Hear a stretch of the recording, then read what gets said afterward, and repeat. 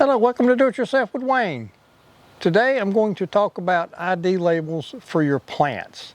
This is something I've really struggled with over the years. I've tried a lot of different things. I've found some that work a little bit, some that work a lot, and I found one that I think will work pretty much forever. So that's what we're going to talk about today. I'm going to start with the ones I like the least and work myself down the line. These are wooden sticks. These are tongue depressors. These are small paint stirrers that you can order from wherever. I'm pretty sure I got these off of Amazon. I'll put a link in the description if you're interested in them, but I don't really recommend them. But anyway, you can take those, use a Sharpie and write on it, but it doesn't take long and you can't read them. I've been very disappointed with the longevity of the legibility of those particular items. And so then I've started using these things. I've used these for years, but I've also not been particularly happy with them. They are nice. They look like this when they've been used. I'll put a close-up of this down at the bottom. And again, write on them with a Sharpie. But the thing I found with these is you write on it with a Sharpie, like my tomato plants. I always plant multiple varieties of tomatoes, and I want to keep up with which plant is which variety. So I write on these labels, and usually by the time I got tomatoes getting ripe, the label's already faded out to the point you can't read it. And that has really disappointed me. Now this right here, and I'll put a picture of this up here, is a Sharpie that's supposed to be oil-based. They do last a little longer, but still, I wasn't particularly happy with the longevity of the print.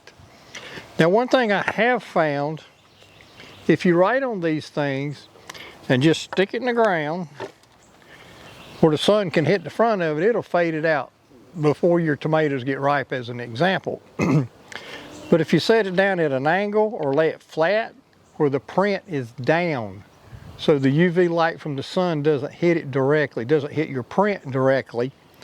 Granted, you have to pick it up to see the variety, but you will still be able to read what it says. So that's one way that you can use these plant ID labels, and they'll work well for you, at least one season.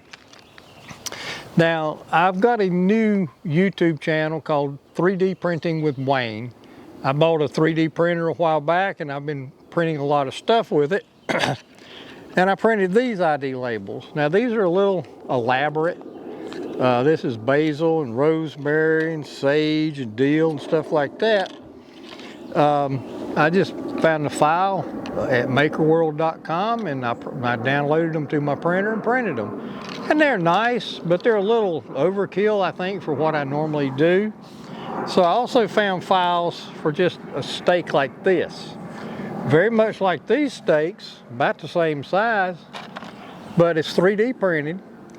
And I put the text on there in a different color. Now, if you're not familiar with 3D printing, and I suppose most of my viewers are not, when you buy the plastic, which is called filament, to print this stuff, there's different types of filament you can get. And some of the different types will withstand the UV light better than others. The most common type of filament for 3D printers is called PLA, and it doesn't stand up outdoors very well.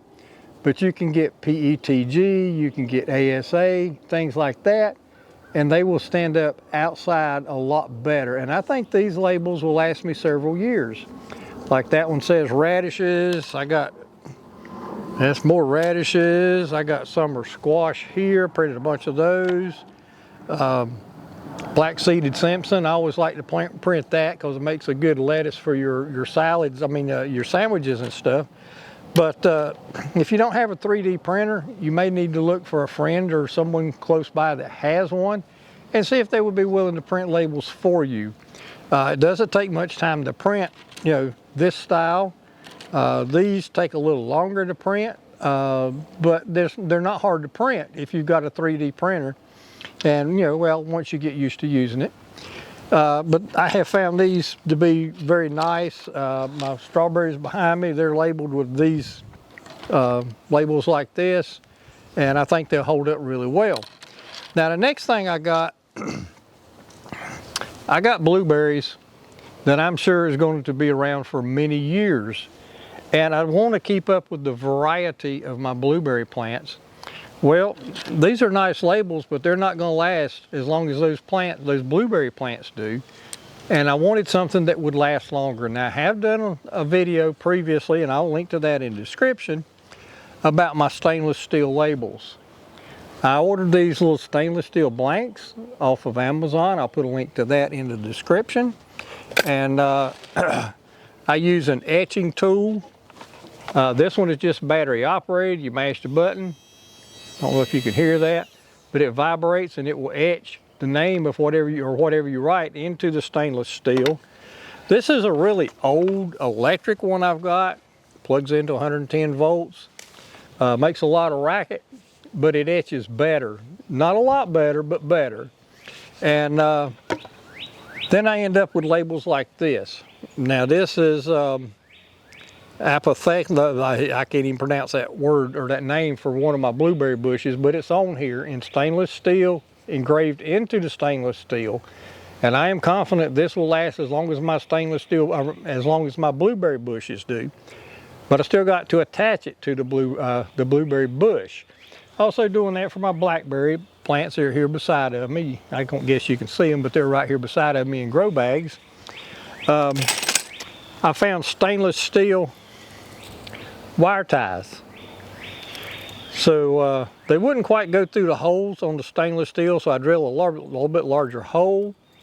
I put a stainless steel wire tie in there, put this stainless steel around the base of the plant, real loose. I don't want it tight, but real loose. And at that point, I've got a label that I think will outlast the plant.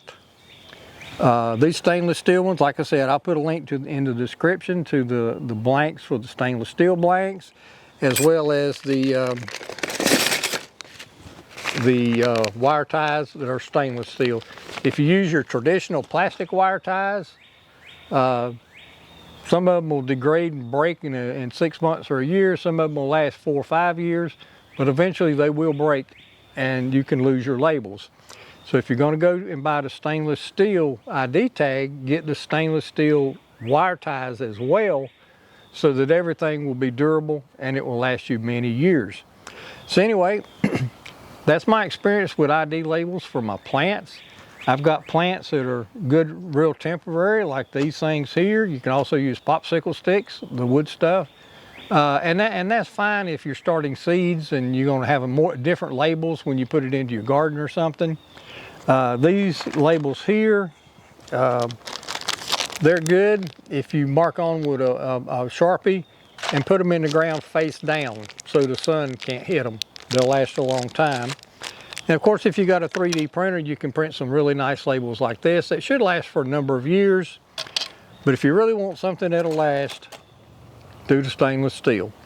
So anyway, that's my take on ID labels for plants. If you got any questions or comments, let me know. I'd love to answer or, listen to your suggestions and comments. And just, if you've got ideas that work for you that I haven't talked about, I'd love to hear that as well.